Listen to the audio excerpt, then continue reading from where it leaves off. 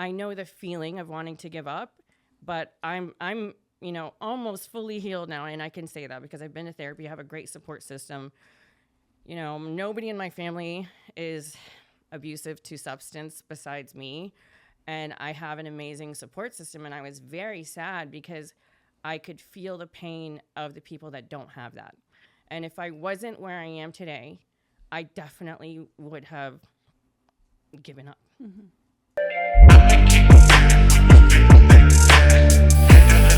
What is up, you guys? Welcome back to the #1 mental health and addiction podcast, the Hopeaholics. I am your girl, Natalie Eva Marie, and these are my boys. I'm Chad. Hi, I'm Shane. Make sure you guys like, subscribe, and follow us on our socials and wherever you get your podcasts. Got a new episode dropping every Monday and Thursday. Please come check it out. This episode is brought to you by the Infinity Group. You guys, if you or a loved one is suffering, please call us today. The number is right here on the screen. We are here for you 24/7. Now, let's get into the episode. Sunnie Ray, welcome to the Hopeaholics podcast. Oh, yeah. Hey. Right Chad doesn't mess around. Or I Shane, decided- as soon as he sees like that clock rolling, he's Right like, out of the gate. boom. Yeah, Number one horse, inside track. the clock was rolling, so time to get rolling. Yeah, welcome, Sunnie. Hi, thank you for having me. I'm so excited to be here. I do want to start with saying that if I would have done this yesterday, I probably wouldn't have been able to do it. And I do have a smile on my face now, but to start it off, kind of one of the reasons why these things are important is because right before I got on my flight, I found out that my friend of 24 years shot herself. I don't really know what happened, but she struggled for a really, really long time, so I can only assume. And I mean, it was devastating. Like the last 2 weeks, it was 5 deaths and 3 were related to substance abuse, overdose, and then unfortunately 2 suicides. And so, like you really want to give up when things like that happen. And I knew this is what I was coming to do. I had a few other things to do out here, but I just really was like, this is what I have to do. And it was kind of embarrassing a little bit for me to get sober this time around because I tried so many times. And, obviously I failed. But, damn, I didn't think I was going to need tissues this early. We have them, don't worry. But, very few people recover. And you guys really make it cool to recover out loud. And so I want to thank you guys for that. Because really it was Shane that reached out to me. Honestly, it was like one of the worst days of my life until like last week. That kind of topped it. But it was 2 weeks away from my year sobriety mark, which I've never done that before ever in my life, besides, legally having to. Sure. But even then, when I was like in the system and I was checking into my PO, like the second I did my drug test, guess what I went and did? I went loaded. Oh yeah. Like I was like, cool. I got at least like 30 days before I got to check in, and I knew how to work the system to where I knew which substances got out of my system in a certain amount of time. I knew what I could do and what I couldn't do. And I was just, I was lying to myself and everybody else. But this time around, it was a little bit different. It was my last go. It was either, disappoint your daughter, disappoint yourself, disappoint your family, or, end up back in jail with another DUI or, even worse. And so I kind of accidentally got sober, and I was just so grateful to marry a partner that had been sober before me, and I kind of followed in his footsteps. And we love Scott. We love Scott Schaefer so much. He has an incredible story as well. But yeah, I just really want to thank you guys. But I do want to tell you that this podcast actually got me through really, really, really tough times, and I didn't think that I would make it to that year mark. And I kept seeing you, Natalie, doing things in Arizona, like with veterans, and I was scrolling and I kept seeing, I was like, oh my God, here's this wrestler girl again. Okay, good job being sober. Because when you're not doing it, you kind of like look at other people and you're like, I wish I could do that. And it sometimes kind of makes you like a little bit jealous or angry. And you're like, I wish I could do that. And I was like, okay, whatever. It's a sign. Let me go follow this podcast that she's doing. Let me go listen to this podcast that she's doing. And I was actually trying to get my husband, like, well, he was my boyfriend at the time, but to watch it. And he's like, well, I'm like already sober. Like, maybe that's a sign for you. Like, you fucking drunk, you know? Like, you threw up on my shoes last night. Like, you know? Like, You got a great sense of humor. thank you. Yeah, that's a lot. That means a lot. Thank you. Appreciate it. Yeah. I did stand-up comedy for so long. That's where, you know, I found the best drugs too. But yeah. And so it was really the worst day. I had to cut off a lifelong friend because she was actually really just hindering my sobriety. And she was one of those people that went to AA, wanted me to go to AA with her. I didn't really want to go with her because right after AA, she would go get her bottle of Tito's. And it was just like, same shit, different toilet, you know? And I'm like, you're getting your coin, yet you're still going to get your Tito's, you know? And like, I don't want to be with someone like that because now older me realizes you are actually blocking my path and holding me down. And so it was a very painful thing that I had to do. And it was like, I told you, the people that have conversations and just the next day they're completely gone. And I'm like, okay, so this is a pattern. I have to face the music and realize like you're not good for me. So I had to cut off so many people. Like when I decided that I wanted to get sober, which was actually on Valentine's Day, I did not pick that day. God picked that day for me. So February 13th was the season finale of Smothered, and I told myself, okay, I'm gonna drink, and then I'm gonna stop drinking the day after that. Well, that was Valentine's Day, so the day of love, right? So I was like, okay, I see what we're doing here, you know, and I was only going to try to be sober for 30 days. And, you know, I just stayed. I stuck to it. But back to my story about how Shane came in, and I was watching the podcast and I kept going online. I'm sitting in my bed and, you know, I'm crying. And I was so sad because I know the feeling of wanting to give up, but I'm you know, almost fully healed now. And I can say that because I've been to therapy. I have a great support system. You know, nobody in my family is abusive to substance besides me. And I have an amazing support system. And I was very sad because I could feel the pain of the people that don't have that. And if I wasn't where I am today, I definitely would have given up. You know, and some people don't have that. And I was just crying in my bed, and my husband, like, he listens to his aliens, and he puts his headphones in, and he kept, like, he's like, are you okay? Like, he's like, what's wrong? I'm like, I'm just, you know, I'm really sad. Like, you know, I had to cut her off and blah, blah, blah. And like, blah, I don't have any friends, and I don't have any friends and da-da-da. And like, there's nobody else, like, that's sober, like, besides him. And people always say, surround yourself with 4 millionaires and you'll be the 5th. Well, I needed to find 4 sober people, and I could only find one, and that was my husband. Well, you guys were the other 3, and you didn't even know it. And then, as I'm like crying, and I'm hearting like all the Hopeaholics things, commenting, putting prayer hands, Shane DM'd me, and he was like the dog from Up. I don't know if you've seen that movie, but the dog, he has like a little like voice box, and he was just like, hello, like in my DMs, and I was like, oh my God. That guy from that podcast, he just messaged me. And I like shook Scott, and he's like, well, what?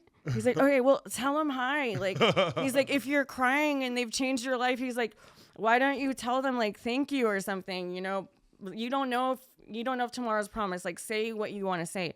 And I was like, thank you so much. You don't know like how much you've helped people, you know. And he's like, well, do you want to do the podcast? And I was like, yeah. Like, I've messaged so many sober podcasts, and I cannot even tell you how many podcasts I had messaged. And I was like, am I not sober enough? Maybe it's not because I'm not 10 years or 2 years or, you know, I hadn't reached my year. And like, for me, that year was, I've never seen, you know, 365 days, like consistently. The longest time I had ever been sober was 9 months. And that was when, don't do that, you're gonna make me cry. Was when I was pregnant, you know, and it was just that really like kept me going. And I was like, okay, so every sobriety recovery podcast said no, didn't read the message, didn't open the message, didn't respond to my podcast or whatever, nothing. Like, you know, and I'm like, man, I wrote a book. Like, I'm on like every freaking TV network. Totally. What more can I freaking do? Like, I have a message to tell. But then, you know, knock on wood, the biggest one is like, hey, I didn't even ask because I didn't even think. I was like, all these people said no to me, you know. And I will tell you this.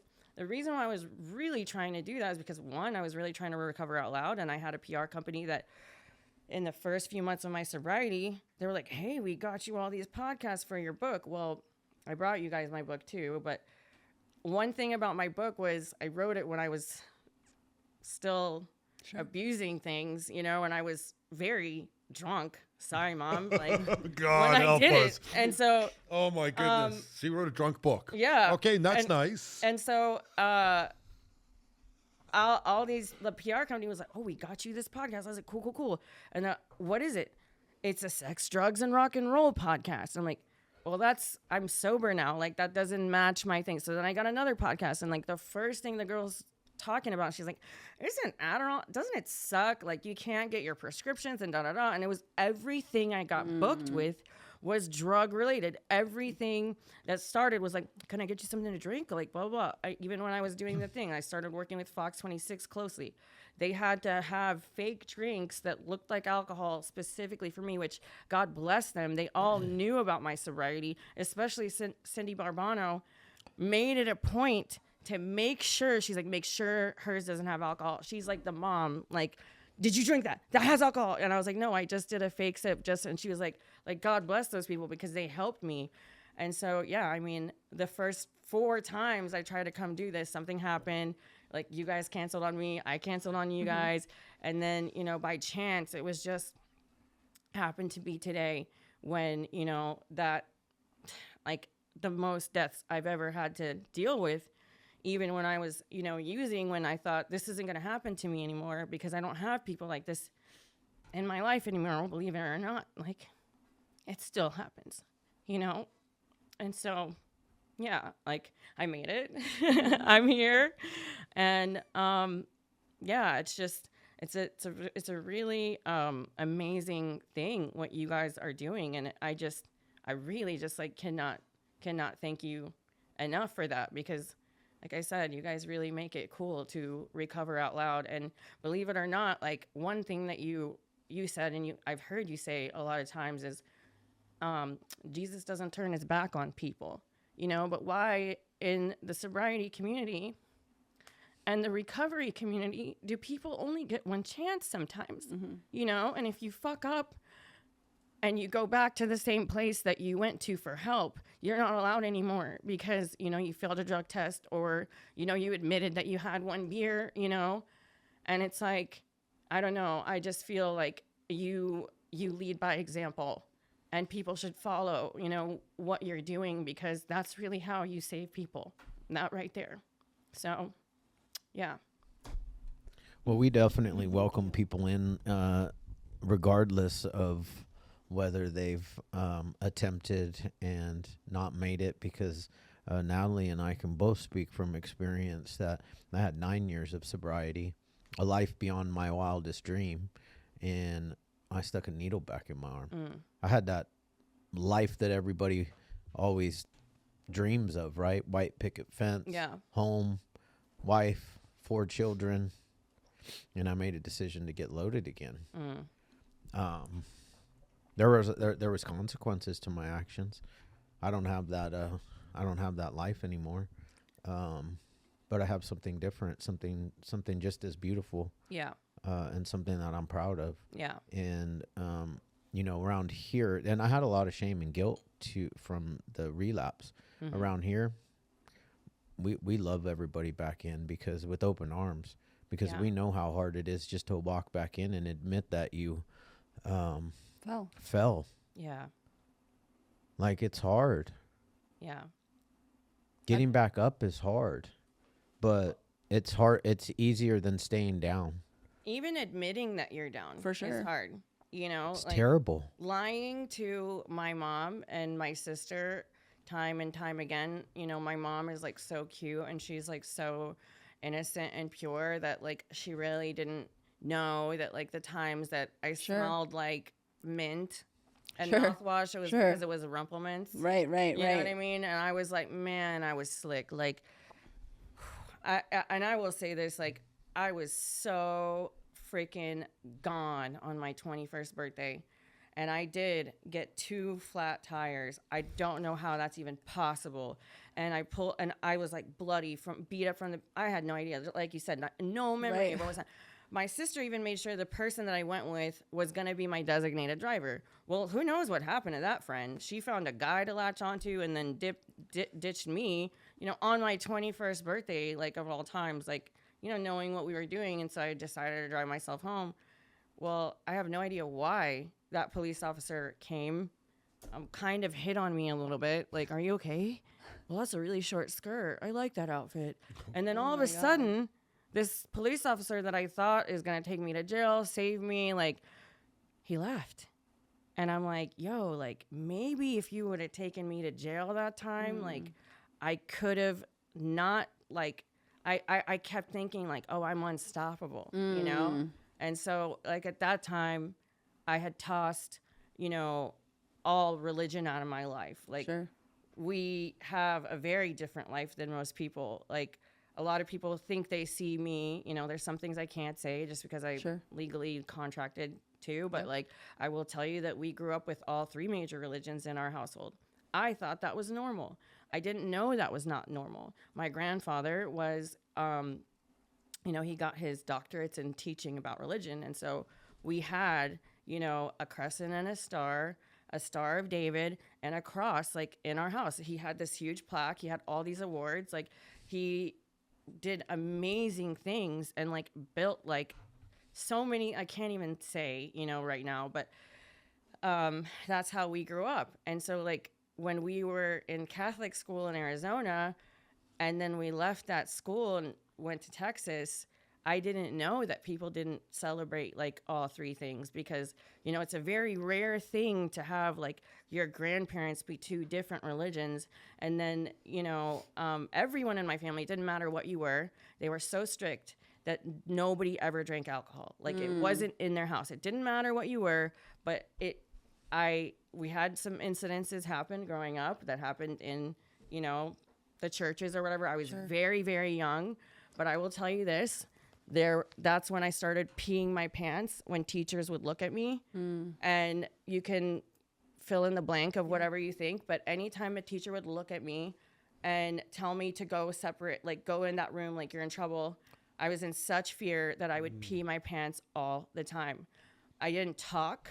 When we moved to Texas, I was a very young age, and I wasn't ever diagnosed with ADHD, autism, and dyslexia. And so I was put in, like, a separate, like, I had to ride the short bus when, like, I was a person that looked, like, totally normal. Like, I didn't have any disabilities. Like, I wasn't in a wheelchair that had someone, like, someone had to feed them. Like, I was just, like, someone that looked normal from the outside.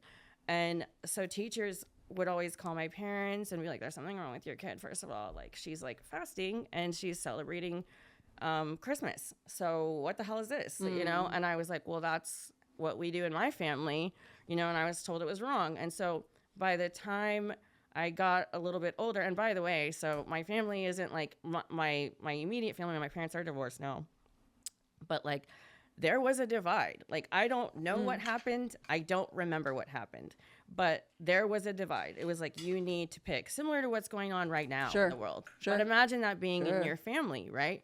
And so, after I had these very negative experiences related to God, related to the churches, related to these, teachers that I trusted, that I thought were, my safe place, that I couldn't try. I was angry, with God. Like, how could you do this to me?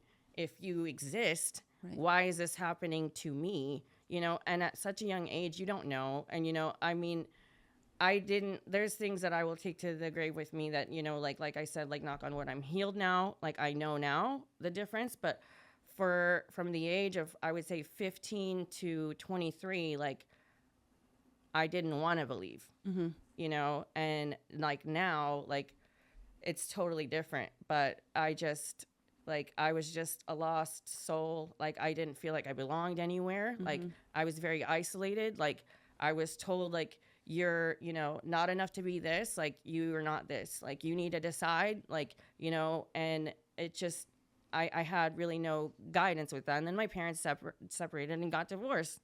And so there was an even bigger divide. And then I had to choose, and I didn't talk to anyone in my family for almost 11 years. Oh, and so, yeah. And that's when I went like, I mean, people say cats, you like, you know, cats have 9 lives. Like, Sure. You're a cat, you have 9 lives. No, I was the whole litter. Like, I surpassed those 9 lives like by 16, probably within 1 week. Sure. I mean, like, I overdosed twice before the age of 21. And like the second time, nobody was there. I mean, Lori took me to the hospital and picked me up. Nobody was there. All my friends that I partied with that, you know, wanted to be there, you know, to share my stash, like suddenly weren't there, you know? And so I was basically on my own. But that's when I got into legal trouble, thank God, because that kind of saved me a little bit, you know, the first go around. And then, you know, after that I became a mom. And so that really was what it was. And I was like, okay, like I'm good now. But after having a baby, you go straight to the doctor. What do? You're depressed, postpartum depression. Here's some Xanax, you know, and that created a whole different world for me of this is legal. This is not a drug. You can have this. Oh, this isn't working. Let me give you this. And then I was like, cool, like alcohol, that's not illegal. And that's when I was telling myself, oh, you're sober from, you know, these hardcore drugs that are illegal. But now you have these things that are not drugs that are totally legal. And so that really was, you know, it just opened up a whole new chapter in my life of denial, basically, you know. I hear that a lot out, especially out here in Orange County and in Newport Beach, especially.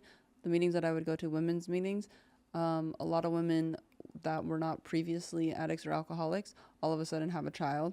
They go, they're to have postpartum, and now they're hooked on Xanax and like bucking up their life like nobody's business. I heard Abby talk about that.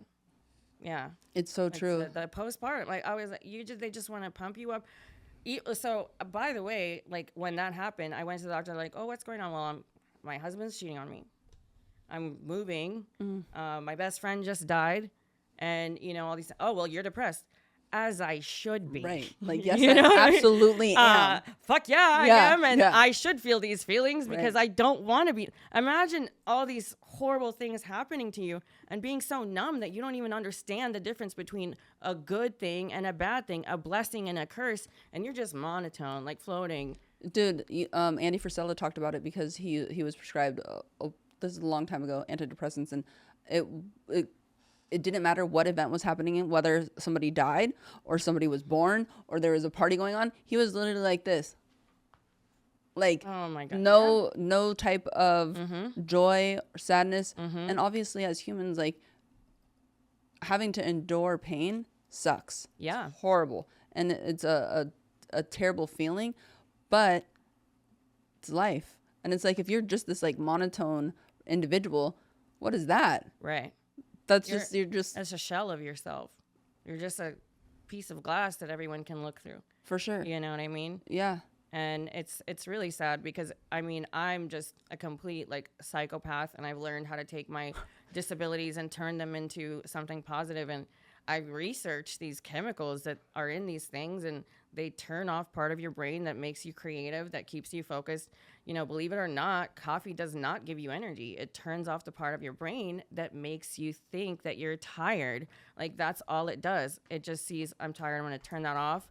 It doesn't give you any energy at all. It just tricks your brain into thinking that you're not tired. It's a temporary fix. I mean, like, yeah, like I'm not giving up coffee, but I'm just saying, imagine if like coffee does that. Imagine what all these other things do to you. You know, again, like this is like totally off topic, but I mean, I literally won't even take heartburn medicine now because it literally is one of the causes of Alzheimer's. And I'm so scared to put things in my body because I'm like, I've seen what I can do without these things in my body that I thought I needed to function, you know? So first time flying for me without Xanax, Adderall, or alcohol in my life. So that was a huge win, you know, this coming out here. And I'm like, imagine being so excited about something like that, you know, in your whole life, like before you go on a plane, you're like, let me get my cocktail together. And not only that, but let's also take the fact that you took a flight, not only that you're not used to without having all these prescription pills, but you also found out horrible news within the last week. Yeah, I mean, right before we were gonna go, I even called my mom and my sister, and I was like, I'm canceling. She wouldn't let me do it. She's like, just go. Like, why? Like, oh, just because a life ends doesn't mean you have to end yours when you're still living, you know. But like, that one for me was so difficult because I worked with her for 5 years and I saw a light in her that nobody could see, you know. And I will tell you this, when she passed, within minutes, everyone was so quick to say, I knew this was going to happen. I was just waiting for the day. It was only a matter of time for us to get that phone call, you know, and I just, like, that used to be me, you know. That was my husband, Scott, and he was amazing. He played for the Mets, okay? Like, he was a professional baseball player that ended up being homeless, shooting up in a ditch. He lost everything, but he played for the Mets for 3 years, and then he became an addict for over 10. So everyone used to say that about him and I. Like, I knew that was going to happen, and I'm like, that is the reason why people go back. It's that right there, that type of energy that you put out there. Like, you can say what you want about somebody, but all it takes is one fucking person to believe in you, and your life can change. I don't care who you are. Nobody wants to sit there and do drugs like that. That is not happiness. Okay? Nobody wants their life to be like that. And how dare you say that to someone that is now gone and you don't know what happened. You weren't there, you know, but it's that type of like disgusting judgment that people that are also addicts themselves that are, I knew this was going to happen. Like, what the fuck is actually in fact wrong with you? If you knew that was going to happen, why were you even friends with her in the fucking first place? Why do you have someone like that on your fucking friends list? Why do you have something to say about someone that you care so little about? You know, and if you knew that was going to happen, let me ask you this. Why didn't you fucking answer her call? Because she called all of us, you know? And what sucks for me is I knew that I blocked her because I couldn't do that with her anymore, you know? And I was like, I can't. It's either continue trying to save someone drowned or you gotta let go because you know you're gonna drown with them. You know, and that's what sucks. I have to take that with me. I know it's not my fault, and everybody knows I tried with her, but, like, it sucks for me, you know? And I'm like, she's dead. Leave her alone. Like, pray for her kids. That's all you can do. But don't say that shit. Not to me. You know, I knew this was going to happen. Like, that's the life she lived and blah, blah, blah. If you judge people by their mistakes, you will never see beauty in this world. Never. So, yeah. But I got on that plane. I mean, I just have to say, like, you know, it just goes to show, like, you're the true testament of exactly what recovery is all about, and, like, the truth that is really what you face each and every single day. Because sometimes, like, I love that you said that we make sobriety look cool, because that's really what we tried to do. We always talk like, shit. Look at y'all. Like, we're like cartoons, you know. But because at one point in time I didn't know that sobriety could be cool. I thought that my life would be over if I got sober, you know, that kind of lie that you tell yourself. So like I really love that you said that, but it also, you know, I have to commend you for having a tremendous amount of courage to come on and speak about just everything that you're walking through, even current. And the support sister, your sister's here with us today. And, you know, I just want to shout you out as well, because it's like having that person to tell you, like, no, you're going. But that's also like we suit up and we show up. That's what we learn in the rooms. Yeah. And I do say it a lot on this podcast, but I truly do believe it. It's like Jesus would leave the 99 to go get that one. So who are we? Especially in the rooms of Alcoholics Anonymous, where we believe in a power greater than ourselves to basically relieve our sanity, to bring us back. So when we welcome somebody back from taking a fall, you celebrate them like a motherfucker. That we're so happy that you're back and that you got a seat. Because as we know, especially now and why the podcast even exists, with the fentanyl crisis out there, you're lucky if you can make it back. I know for a fact, I don't got another run in me. Mm-hmm. You don't either. So it's like, I want to keep my seat for the rest of my time here. And humans are the reason why institutions, AA meetings, and stuff like that fall off. Not because of the one, not because of his word. It's humans, because we like to control things and do them our way. Yeah. And ultimately, that's not the right thing. We're supposed to be kind and loving to all. So true.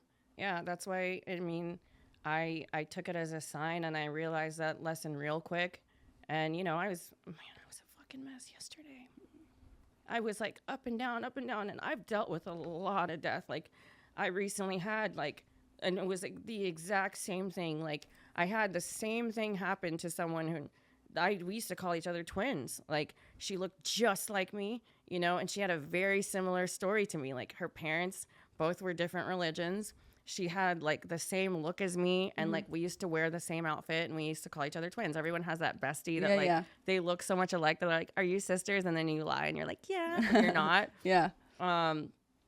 It was the same thing, and because it was related to this was 10 years ago, and I was also on TV at the time, and I realized real quick. But I will tell you, when that happened, I took 2 Xanax, and then I went and did my interview, and I was fine, you know. But I mean, I can see the glass, you know, behind my eyes, and I shouldn't have done that, but, you know, I did just to get through whatever, because I thought I needed it. But I found out that, you know, there was a gun involved. My best friend was shot. They don't know who it was, whether it was her or the person she was in the room with. The police didn't care because there was drugs involved, and she had a record and he had a record, so it was tossed. They didn't care about her son or anything, like just who's going to take this kid, you know, and the case was closed. And then I found out that happened. I had to go do an interview. And at the time I was doing stand-up comedy. So I had to be the funny girl, you know, like I couldn't show up in tears. Like I couldn't show up, you know, they didn't want that, you know, realness of what's really going on in your life. Like they wanted, you know, what was affiliated with the show that I had just done at the time, and they wanted stand-up comedy, Sunnie. And so I took my Xans, did what I needed to do, and was completely numb to what happened. Now, exactly, literally 10 years later, same thing happens. Like, I have to come do this podcast, same story, 2 people in the room. We don't know, like, what happened. We don't know, like, nobody knows what happened besides those 2 people that was in that room and God. Nobody knows.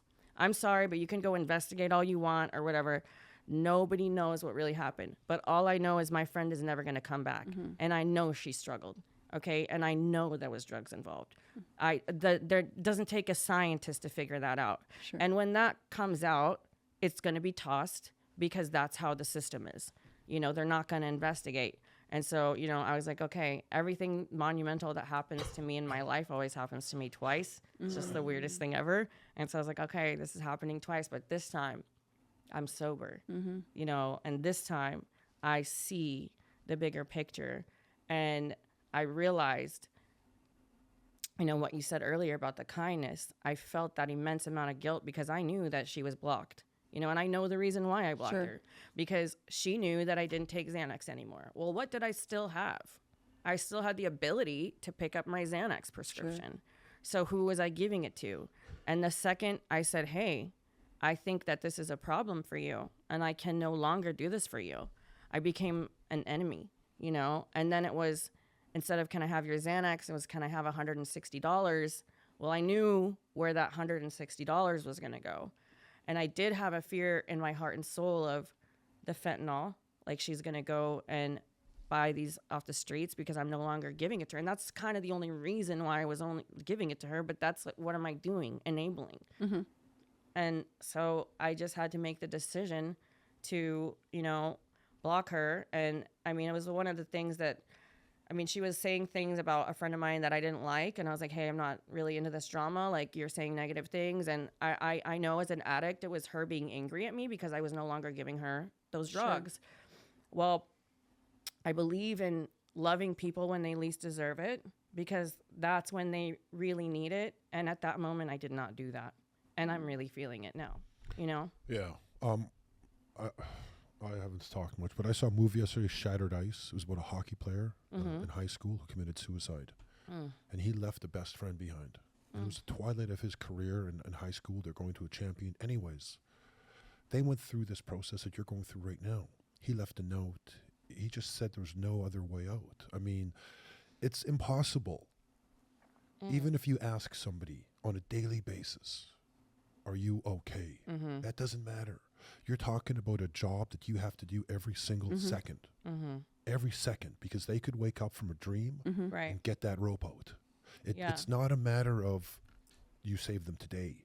It's a matter of it's every second. Yeah, it is. It's every second, and that's bro. way too heavy to It's put no, on it's anybody. No, it's impossible. The bandwidth for an individual human being, it is bloody impossible. No, God, they have Jesus, yes, he has the bandwidth.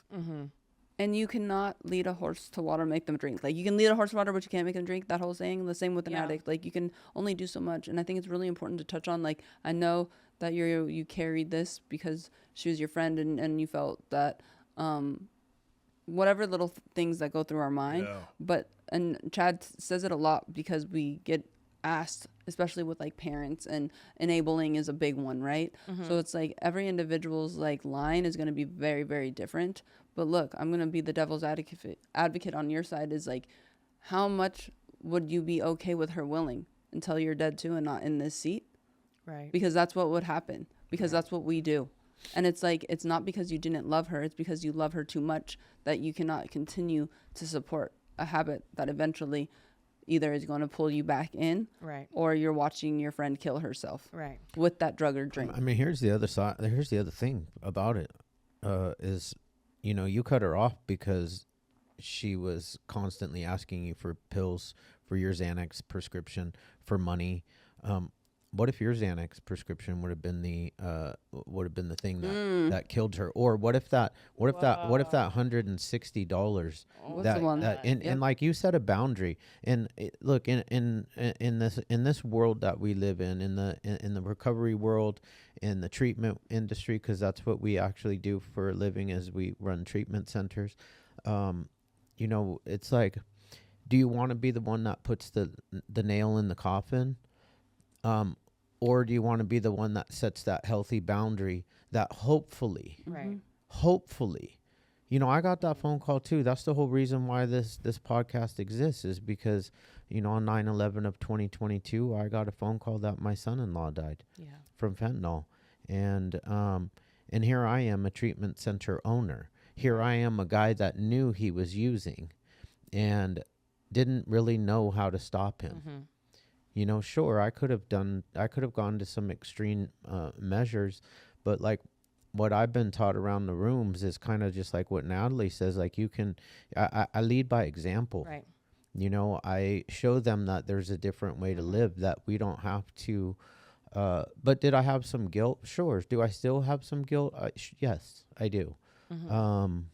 But truly, I don't think that there's anything that I could have done to change it, because I'm also a real believer in that when God calls you home, there's nothing that any of us can do to change that date.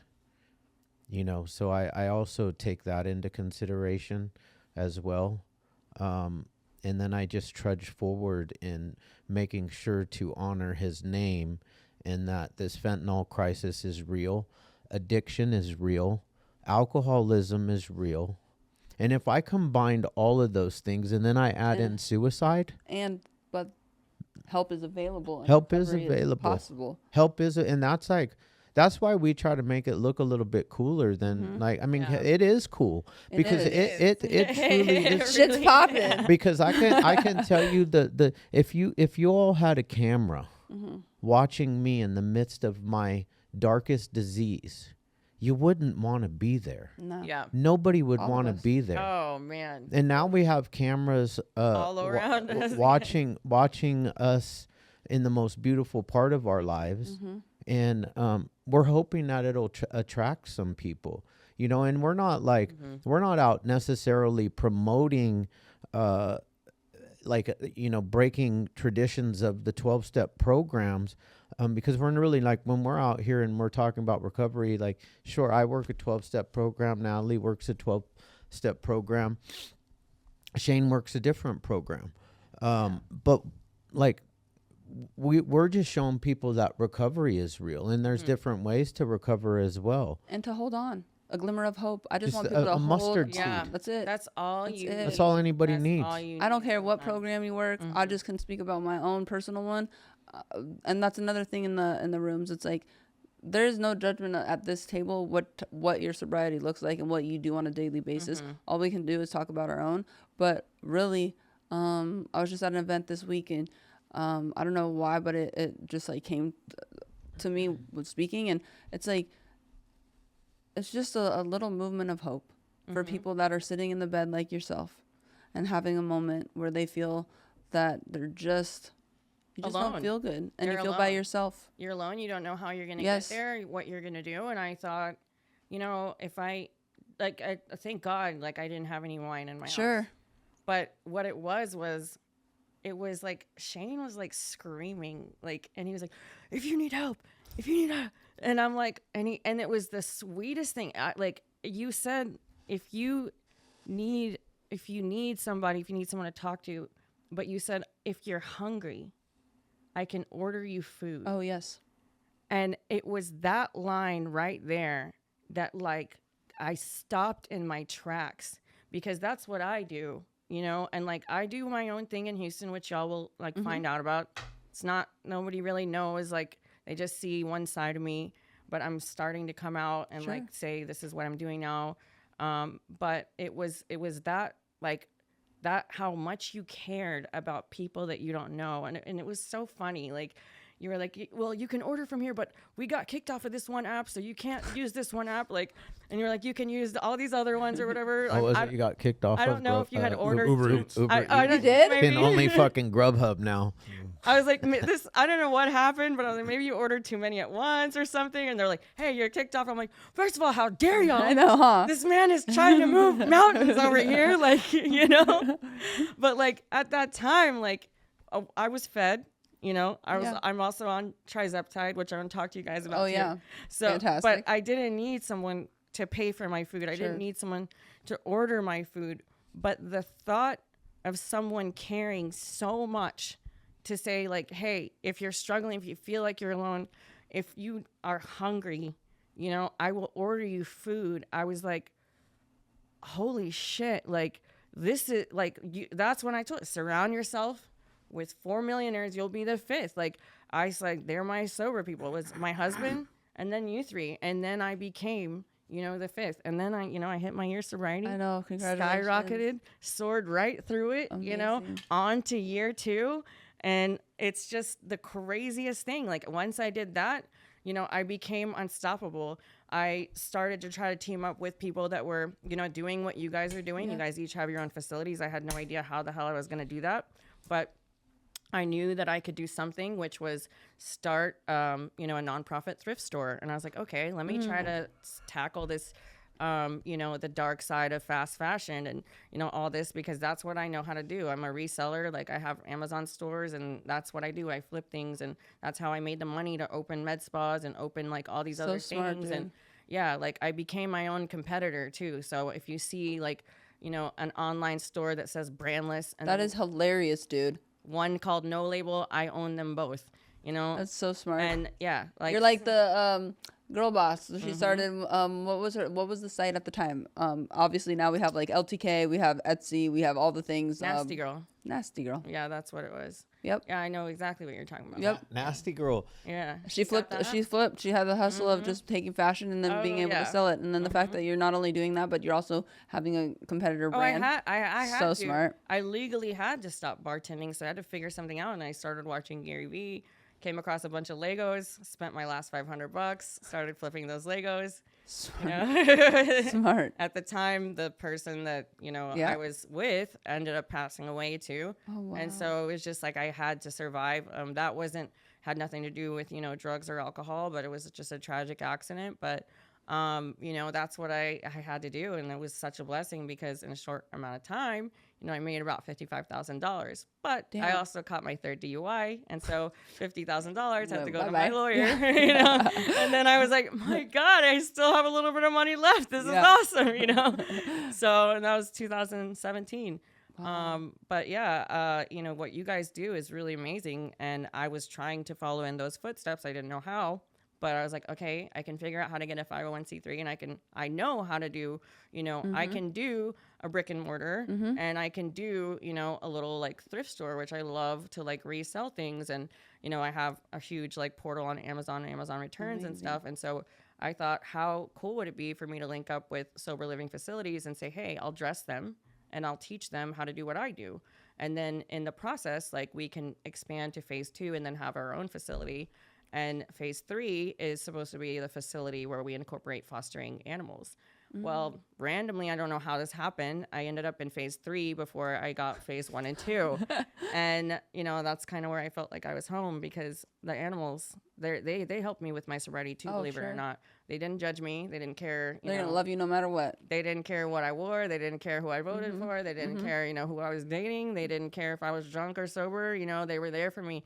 And so, I just have this really big goal of incorporating, dogs and cats and things that also need a second chance with, the sober living facility. One thing that we do at Friends for Life, which I'm so honored to be a part of, is they take people that were incarcerated because of, drug use, and nothing violent, but like we were very selective of who they pick. And then they train them to be, animal trainers, which sometimes can cost up to $21,000. And nobody does that. Like, that's something that you carry. You don't have to be limited to, Friends for Life. When you leave, you can take that certification with you, and you are, a top dog trainer. Yeah. And that's incredible. And what it's done for the sober community, recovery community, to involve those animals is incredible. And so, that's what I'm trying to do now. And I like randomly, like the thrift store was just turned into that. And I was like, wow, this is crazy. But all these things happened, and my location ended up having toxic mold and E. coli because the toilets above us exploded. No way. And then the ceilings caved in, and I was like, okay, well, now we need another location. And then so in the meantime, I was like, let me just go over to Friends for Life and see these animals. And so yeah, another reason too, like why I'm out here too, which this might be something that you guys are interested in.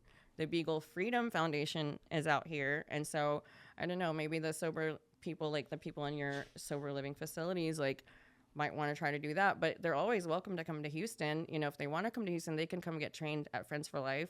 Since we've been here, every single person we ran into, we're like, where y'all from? And we're like, Houston. They're like, me too. And I'm like, they're like, we're going back. And so you never know. Maybe they want to come out there. Right. But, that's like, if they do want to do that, they're open arms. They can come do the program for free. I will help them, and I'll set them up for success. If they don't know where they want to go in life and they love animals, that's something that they can do. Oh, I love that. Yeah. That's amazing. That's like amazing. I wanted to ask though, what inspired you to write a book? So, but actually, but this is a perfect example of like, why we all think and believe that like addiction and alcoholism and stuff has become our superpower, because look at how much shit you've been through, and then also what you've created and what you've been able to happen for yourself, meaning the thrift stores, the Amazon shops, making money. What inspired me to write a book was, and kind of like, man, y'all are really getting the tea today. Yes. So I had, this show coming out. Yeah. And how did you get that show? I just Googled and prayed. Yeah? Yeah. I Googled and I prayed. Me too, girl. Me too. It was just Google and a dream and a little bit of prayer, and then boom, and it happened. And so I knew that was coming out, and I had been working on this book for quite some time. There's another one somewhere, but the first chapter is one about somebody struggling with addiction. And then the two that are really the most important that you guys have to read is Not Enough, number 1, and then To Die For. So To Die For, there's a huge flaw in where that's kind of where you guys come in, but I can't believe I didn't do that. Like you'll see the first one.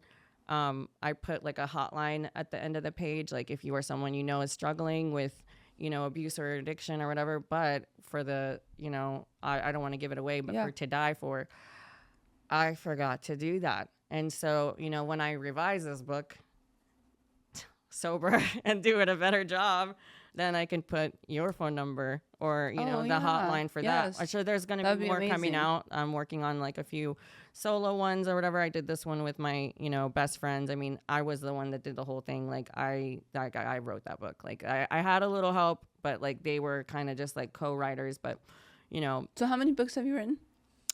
One's under myself with my name, 1. Okay. But I've been a ghostwriter for almost 20 years now. So yeah. Like, what don't you do? You're a comedian. You're an author. Don't do plumbing. Okay. Yeah. Right. Neither do I. Yeah, me neither. That's a. I actually can't wait. You do build closets though. Or were you gonna? Is that a whole nother topic? I mean, that's a whole nother topic. I mean, do I though? Because we're still working on it. I want to read this one, but I'm actually super stoked to read this book. So.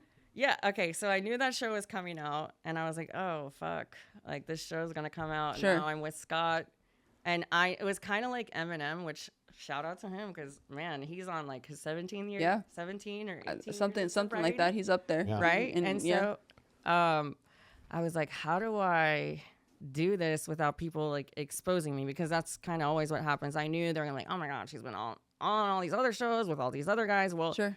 when you're like dating someone, then you break up with them. Do you just end dating? No, like you continue dating and then you find your love. So like I got broken up with on every single show from every single guy. So did you think I was going to stop dating? No, like everyone knew me as this like reality TV, like girl that was just always on like some stupid reality show with a dude, Sure. And so I was like, well, one, I write pretty much everything down, and I'm always videotaping, vlogging, whatever. Like as y'all know, that's what you guys do.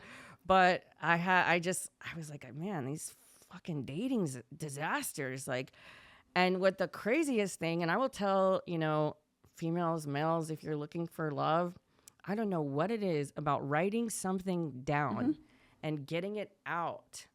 It somehow it was like I closed the chapter on all these negative dating disasters, and then here comes Scott. How did you meet Scott? The love of my life. Well, I was actually sat at his bar. He was a sober bartender, and I was like, oh my God, he's so hot.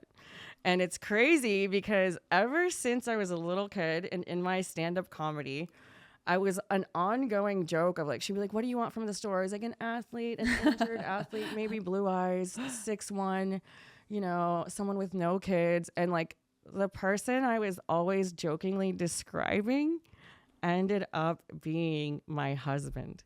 Like he's like the all-American boy. Like, I mean, like he played for the Mets, blonde hair, blue eyes, and I was like, oh my God, like this is the guy that I like secretly manifested.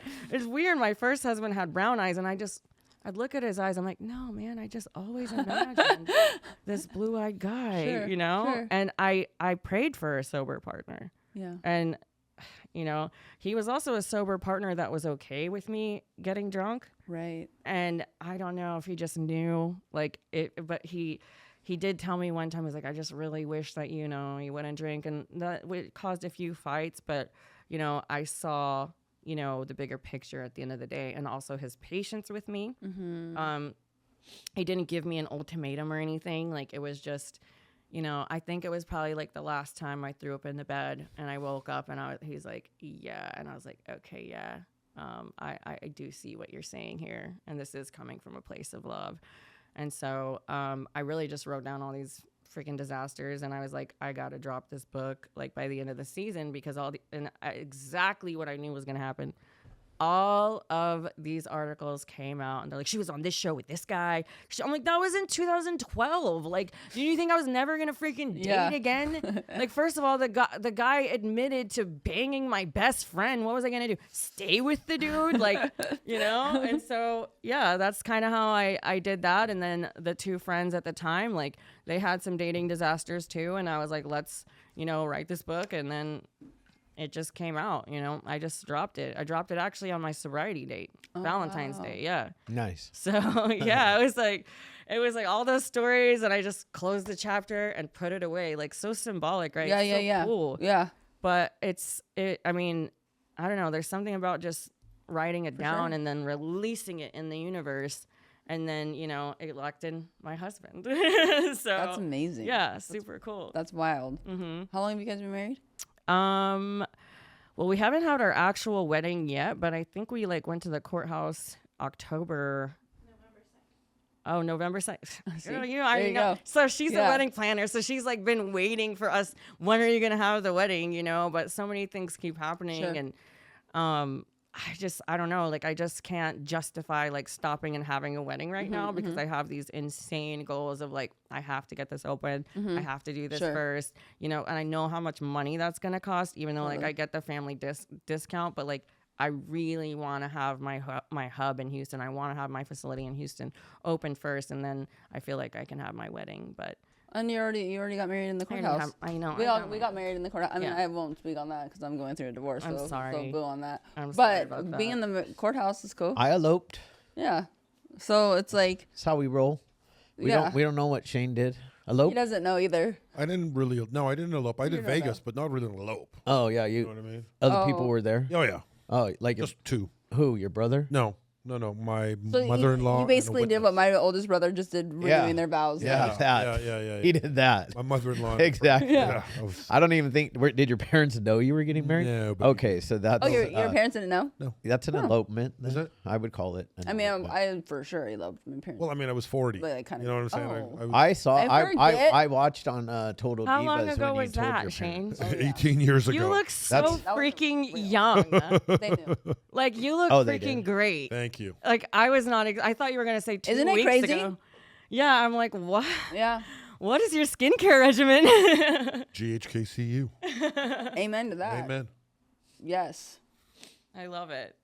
Yeah, I love it. we're a peptide crew. I over here. know. I want to talk to you guys about that too, because I'm trying to step away from the pharmacy I'm using right now. And I mean, like in Texas, like we're fat and slow. Like, you know, we literally are. Like, I was so fat at the time that I filmed Smothered that people literally confused me for 1,000-pound sisters. Dead ass. No joke. You can Google She it. said dead ass. Dead ass. Like, Wait, no, literally, stop they it. put me as Amy. I'm like, first of all, she's so much more famous than me. Okay, so that pisses me off. Like, if I'm gonna be Amy, at least put my freaking like handle, you know, so I can gain something from this. Like, that's my weight loss. That's not like that was me. They confused me with her. It's hilarious. Like, I'll have to like send you I'm gonna have to send have you a to see. screenshot so you can like plug it in. But it's hilarious. Like, I googled Sunnie Ray and I was like, what the fuck? That's 1,000 pounds. That's me, man. Like, that's how big I was. They just confused me. Wow. But I was, you know, I was big, but my mom is so small that like I looked bigger than what I was, you know, and I also like didn't know how to dress. And so like, you know, when you're on camera, the producer's like, you look great. Yeah. And you have like spinach in your teeth, you know, and you just like, you're like, We don't tell Natalie either. Zipper Yeah, we is don't- out. we Like, don't- we don't looking tell. like a fucking train Yeah. wreck. It's like dope. Yeah. They're like, yeah, you look great. you Keep look so filming. good. Like, Yeah. Keep working. Yeah, but I That's was like, crazy. I just believed everyone around me. And then I saw it on TV and I was like, oh my God, I love it. My extension's coming out of my head. Like, I love that. You know, I can see my underwear there. There's a nip slip, you know, like, I just don't care. I'm like, Oh no, producers are eating that up. Like, yes. This is gold. For sure. Yeah, I'm like, if y'all are gonna confuse me for 1,000-pound sisters, at least give me a segment on their show, man. I mean, give me 3 seriously. minutes on that show. You know, I'll be the other sister in the back, like, That's crazy. you know. But So how much weight have you lost? 96 pounds. Oh shit. You You go, girl. Yeah. Crazy, right? And honestly, too, GLP-1s really help people with They do. sobriety. Th- They yes. really do. Yes. I can tell you a lot of my clients, you know, I had med spa or whatever, but a lot of my clients, they were like, I'm like sober now by accident. I don't want to drink. Yeah, decrease. I'll tell you like, what your else. The craving. GLP-3 is better. It works with mental health. Yeah. Yeah. Well, that's why trizepatide has both. No. Right? Oh, it helps with GLP-1. Alzheimer's. That's it. Yeah. Did you know that? Yeah. It helps with Alzheimer's. Yeah.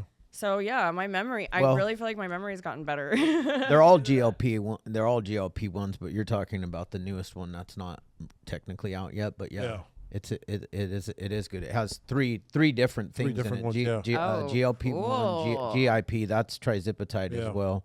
And then it has something else, and I can't remember what the third yeah, thing is in it. I did hear about that. It works three It's called different directions. Rotutitide. And Oh yeah, apparently yeah, yeah. it's a new mood stabilizer as well, Oh my which God, is how amazing. The cool is reason that? why, though, is all of them, including Yeah. semaglutide, trizepatide. The reason why, though, is the more stable your blood sugar is. Mm-hmm. The more stable your blood sugar is, 100%. the better off your mental health is. Yes. 100%.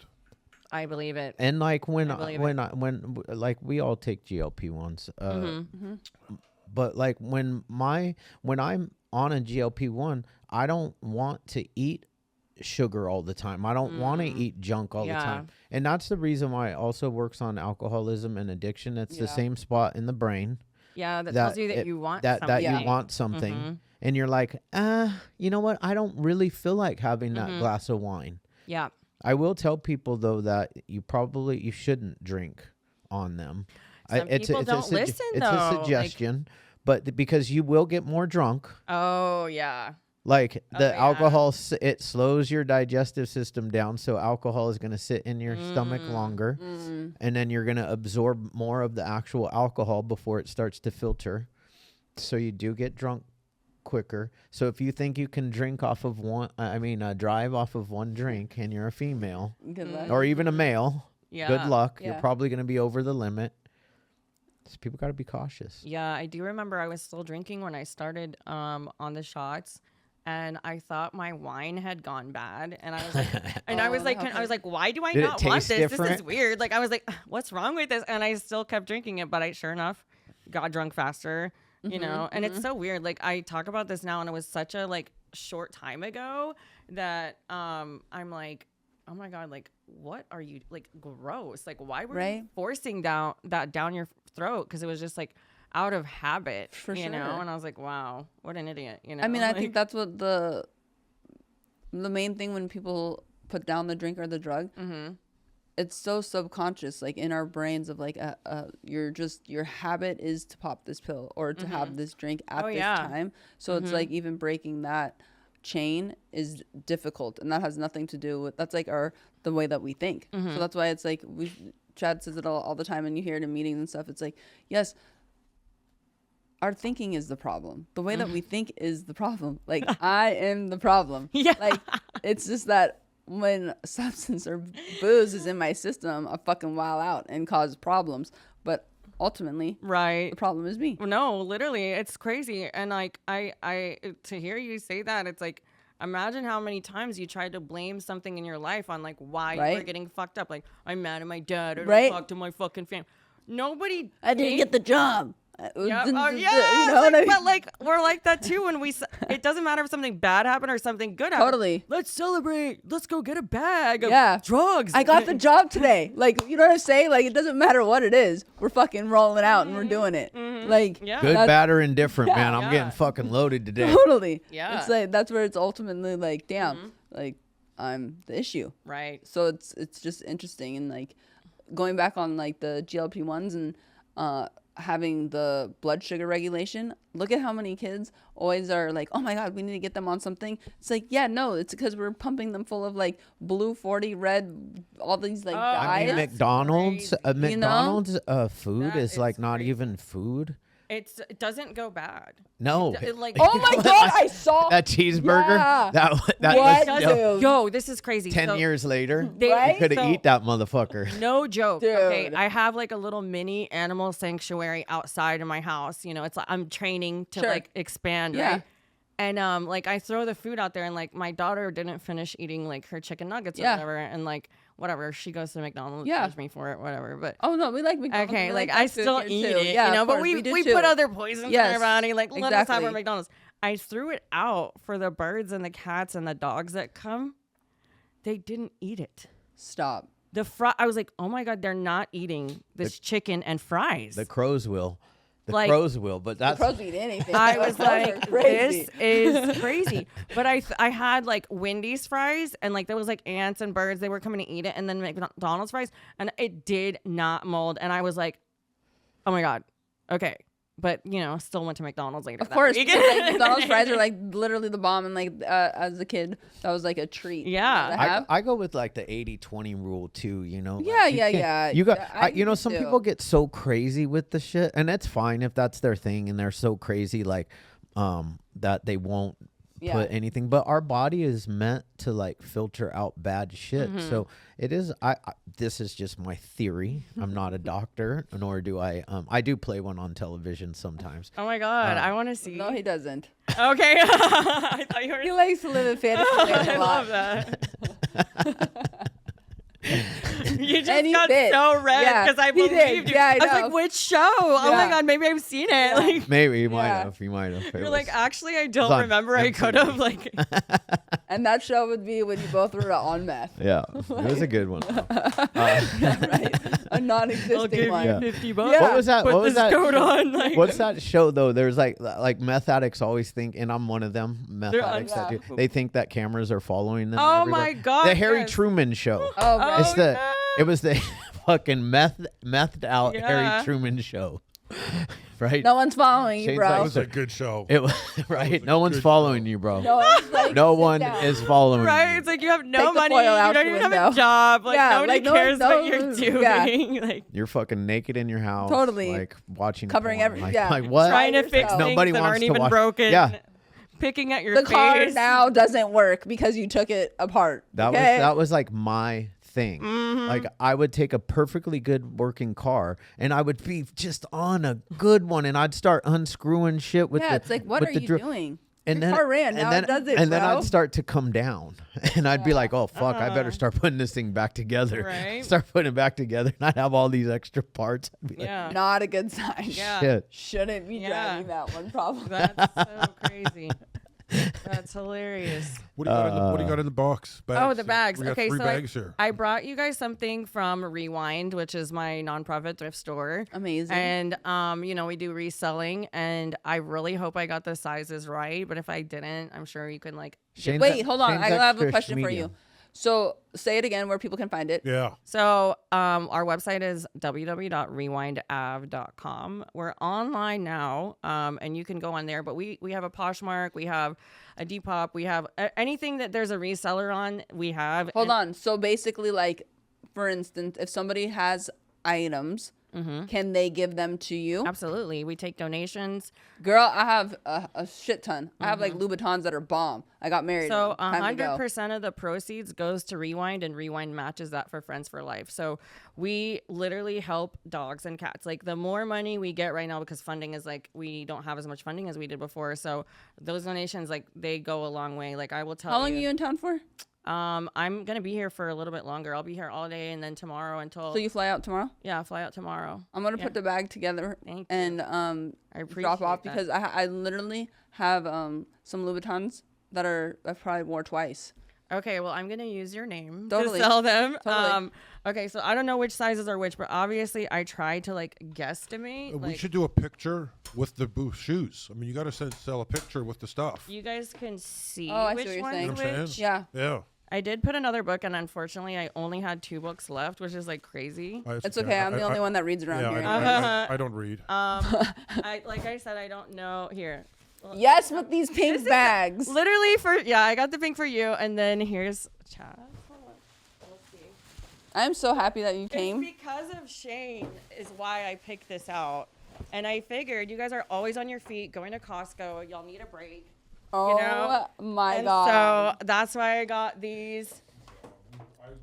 dude. Shane, this is your thing, bro. Yeah, True so- Religion you need brand. to Is take that out- True Religion? Yes, I'm dying. it's a Wait a minute. vintage What True is going on? Religion. So I'm like, so True Religion. I kid you not. When I was in my addiction at the time, but I wanted a pair of True Religion pants so bad, and they were so damn expensive. And now, Yay! and now, those fit you. now all of a sudden, these actually go with my outfit. all of a sudden, True Religions are back. He's wearing his True Religions today. Are you wearing True Religions? Wow. So yeah, I also noticed you guys always wear Sullen, and I'm like, oh my god, my people. I love Uncle Jeremy and his wife. They're so cool. So sweet, huh? Yeah, they're so cool. I was like in the tattoo world for a short period of time, and he was like, What weren't you in? nothing. I don't even know. Like, yeah. So I just This is amazing. y'all just need some. Wait, these are my size. I tried. This I is was correct. like hoping. Yay! Cool. I was hoping. Yo, that they Costco would run, be. roll out. These. I'm gonna Yeah. roll out in these They're tomorrow. so on Wednesday. comfy. Wednesday. No, oh damn it, we're not ever supposed to say. What So day y'all we get go. y'all Yeah, get we're not. bestie slides. Oopsies. Well, actually, we go We'll on be there all on over. Friday, Yeah. Thursday. I always just mess up. Great. Are we gonna have? G's the one that gets mad at me when I tell the Yeah, actual what days days. of where I we're know. at. Yeah, these 'cause are y'all- so y'all get- awesome. Oh, thank you. Yeah, so those were. I like one- love. It was really Okay, so these. comfortable having my foot up there. Yeah, we don't like. So the way I get stuff is like I'm like a shark. Sure. Sometimes there's an auction in Houston that like we do or I get Amazon returns from, and so it's kind of hit or miss what Sure. we get. But a lot of the stores, like if I can catch a Burlington that's closing or Macy's Yep. that's closing, like I'm all in. I'm going in. I'm like, For sure. do me all. Like, Yes. you know? And like that, just to say, like that's the power of getting sober. Like all my extra money used to go to Totally. things that were not good. You know, Yeah. and now like this is what I can do, and so I just really like love that I can do that now, and I became so successful that I was able to do something cool with it, and And it give doesn't- back and also. give back. It wasn't just clothes, and I will say this: I did reach out to Forever 21, and they sent me a real nasty email, and I was like, "Hey, you guys are burning your clothes. There's a lot of people that are, like we don't want to deal. They're like, we don't want to deal with homeless, da da da." I was like, well, what about sobriety? What about Yeah. the recovery? What about like the battered women's shelter? And then they sent me a job application to be like a store, like work in the store. And then within 2 or 3 weeks, I don't remember the exact time date, they were like, we're going bankrupt. We're closing. And I was like, okay, well, what are you doing with all the stuff that you're just going to throw away? Like, I was like, right. I'll take the racks. I'll take it. Like, I will save you money instead of throwing it away. And then they still said no. And I was like, well, shame on y'all. But there's other companies and things that I work with. I was actually going to hit up Uncle Jeremy and be like, hey, I know that you don't do that. I know that you don't go burn your stuff. And, there's things that we can do to like work together. And, I'm not necessarily always asking for stuff for free, but it's course. just like, there's, I don't know, there's some things in the world don't really make sense. And I want to make them make sense. Yeah. So I love that. yeah. That's amazing. You can have my whole closet full of stolen shit right now, except for my new stuff. Oh yeah, because he's all fitted. Yeah, in. I will literally come out here all the time. Like I'm like on the Patreon. I love Off the Record. Oh my I god, lo- amazing. Yeah, and like I've never seen a man look so good in the onesie that you had on. Like I was like, man, he is really doing the most, Oh, you she's guys. Like, Patreon. Oh God. seriously, Oh, like Lord. I know we pop off. She on knows Patreon. everything. I know it's She so knows Our funny. Patreon is Addicts Troll because we're just depending on the mood and depending on what's going on that week. We're either like on one or Oh, I'm or always. last week's was we were kind of like not on one. We were the opposite. no. of We on all one. said it was horrible. We're all because like everybody was like depressed. down in Oh the dumps, no! depressed. Oh wait, we didn't do last week because sad. I was gone. Yeah, Or- I was depressed 2 last weeks week ago? though on the Patreon, just because I'm doing the divorce and Look, I'm like moving my hey, shit, and I was like, yeah. you know what, I'm not gonna lie on this Patreon. I'm gonna say my it on God. like how Ugh. it is, because Right. especially what you're saying, and I'm very aware. Like my Instagram shows like, yay, like, and that's why I love the podcast is because I Right. feel like I'm able to be a little bit more honest and like Right. throwing up a photo, and no one at the end of the day, no one wants to see, no one cares. Like, Right. just throw up the fucking photo that looks good, okay? Right. But when it comes to like the podcast and like the Patreon and then everybody like I Recover Out Loud and stuff like that, it's like, dude, I came out with my sobriety on a reality television show, so it's like, yeah, I'm going through a divorce. Yeah. Shit ain't easy. Yeah. And even though I was the one that like essentially filed, I don't think that mattered. I mean, it does No, to it a doesn't. degree, but it's still a pain in the ass, and it's like moving and trying to. I Right. mean, they're tired of hearing about it because all I do is Right. bitch and complain because I move like a snail. I'm the worst I will, organizer. oh my in god, I'm America. so fast. I will literally help you. Like that's actually kind of how I started like doing the reselling was I was doing closet clean outs. I feel like that makes sense. Yeah. That's what Kim K did. Yep, that's what I did. And I met like one person that was like kind of famous, and I was like, she really wanted this like fur coat, which I was gonna dump because, you know, like I have a thing for animals. I'm not a vegan or anything, but I just like, don't wear fur. And she was like, I really want that fur coat. Like, I'll trade you some of my things. And then I was like, well, if you like that, I have this like red Chanel bag that is like ridiculously expensive. So I traded basically those two things for like pretty much her entire closet. And then, you know, I flipped all that stuff and made like a lot of money. And then, you know, it like went from there. But yeah, I was just trying to flip everything and anything, you know, from, like I said, Legos to red bottoms, whatever. Yeah. But, I love it. Yeah. Well, one last thing, Miss Sunnie Ray. And I love your name. Thank you. It's like Sunnie Ray. How can you not be a ray of sunshine when you walk through the door? Like, you're everything. Everyone always is like, "Are you a stripper?" And I'm like, "You're like, do you want me to be?" I am. I mean, I probably was at one point. Not a very good one, but yeah. Where do we find this book? It's on Amazon. It's at Barnes and Nobles as well. It's pretty much everywhere. But I do have another book coming now. It's a children's book, and that's gonna be my first solo book with my name on it that I didn't ghostwrite. But I do have 2 co-writers. They're children. Dylan and Dean are helping me, and they are so sweet. And I have to. They're like, you know, I report to them. You know, they're the bosses. I'm waiting for them to approve like some of the things, but 100% of the proceeds goes to Rewind. Rewind will double that and give that to Friends for Life. So when that comes out, I will send you guys a copy. For sure. And then you'll have to come back on. I will definitely come back on. It'll be an honor. Yeah. Yeah. I love it. All right. Well, thank you. Thank you so much. Oh my gosh. You're the bomb.com. Appreciate it. Yeah. You're fantastic. That was so fast. I feel like I like talked more than anybody.